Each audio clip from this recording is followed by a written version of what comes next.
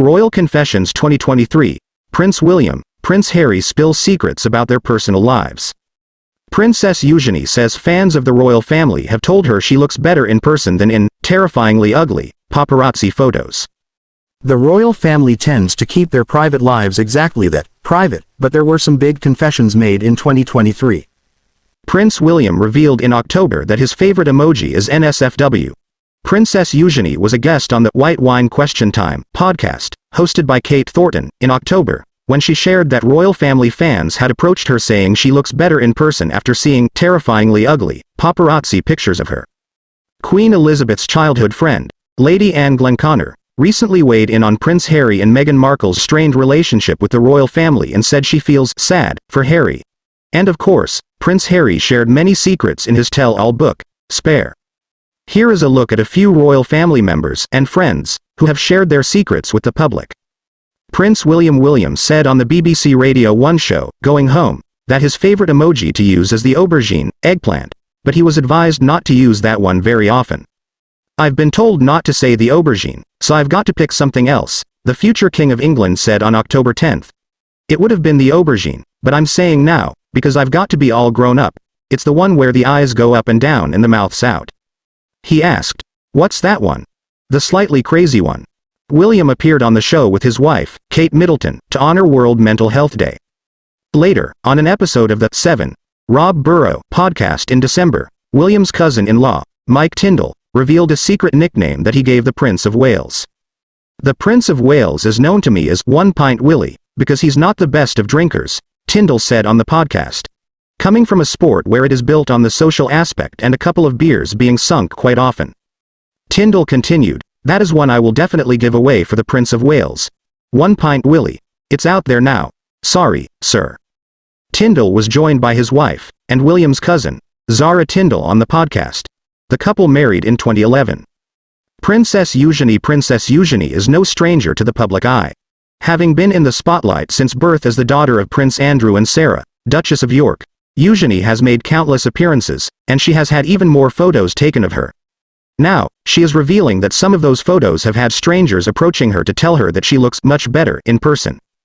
Eugenie admitted that some photos of her and sister Princess Beatrice over the years may not have been the most flattering. Speaking about her Instagram, she said, I want people to know me because I think there's been so much misinformation and it's so easy to judge something when you read it in the paper or if you see a picture, like a terrifyingly ugly photo of us coming out of a bar or, those action shots that people get, it's not the nicest photos. People come up to me sometimes and say, oh, you're much better looking in real life, she continued, and you're like, ah, thanks. Is that a compliment? I don't know. So I do get nervous, but I wanted people to see the real me. And to know that I have a sense of humor, she explained on the White Wine Question Time podcast.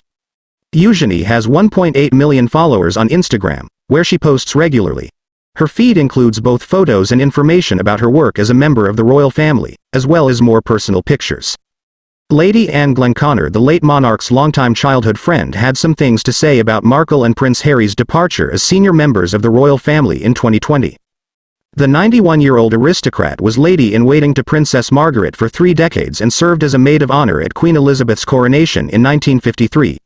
During a recent appearance on the Rosebud with Giles Brandreth podcast, she recalled that she had known the 39-year-old Duke of Sussex from the time he was a child, describing him as a lovely little boy. Glenconner went on to say that she believed that Markle, a former Suits star, thought that becoming a royal would be the same as life as a celebrity before she married Harry in May 2018. I think the thing about Meghan was, she had no idea what was expected of her really, Glenconner said. I think she just thought it was sort of like being another actress, riding around in a golden coach and everything like that. She continued, actually, being a member of the royal family, a lot of it is extremely boring. A lot of it is meeting hundreds of thousands of people you are never going to meet again. Always trying to say something interesting and nice, Glenconner added. I think it is very sad, and I feel very sad for Harry. The podcast episode took place during a live event at the Barnes Book Fest in London on October 20th. Glenconner's remarks about Harry and Markle came after an audience member asked her about the Sussexes. Relations between Harry and William became strained after the Sussexes announced that they were stepping down from their roles as senior royals in January 2020. The couple later moved to California with their children Archie, 4, and Lilibet, 2. Prince Harry went on a press tour for his bombshell memoir, Spare, in January.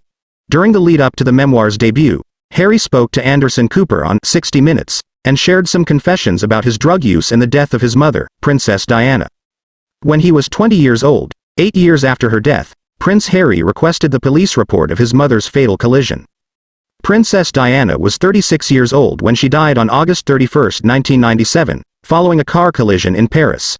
Diana, along with her boyfriend, Dodi Al-Fayed, and their driver, Henri Paul, were killed while being pursued by photographers in the Pont de l'Alma tunnel.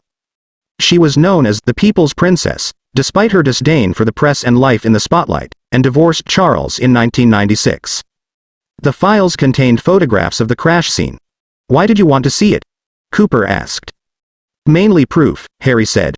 "Proof that she was in the car. Proof that she was injured. And proof that the very paparazzi that chased her into the tunnel were the ones that were taking photographs of her lying half-dead on the back seat of the car." During the interview, Harry also mentioned that he sought out experimental therapeutic treatments to suppress a lot of anger. At one point, he resorted to drinking heavily. "Because I wanted to numb the feeling, or I wanted to distract myself from whatever I was thinking. And I would, resort to drugs as well." Harry admitted to smoking marijuana and using cocaine after feeling hopeless and lost in his 20s. "There was this weight on my chest that I felt for so many years that I was never able to cry," he said. "So I was constantly trying to find a way to cry, and even sitting on my sofa and going over as many memories as I could muster up about my mom. And sometimes I watched videos online." "Of your mom," Anderson said, to which Prince Harry agreed but admitted he still could not cry over Princess Diana's death. "You write in the book about psychedelics, ayahuasca, psilocybin, mushrooms," Anderson said. "I would never recommend people to do this recreationally. But doing it with the right people, if you are suffering from a huge amount of loss, grief or trauma, then these things have a way of working as a medicine," Prince Harry admitted. "For me, they cleared the windscreen, the windshield, the misery of loss. They cleared away this idea that I had in my head that my mother, that I needed to cry to prove to my mother that I missed her. When in fact, all she wanted was for me to be happy."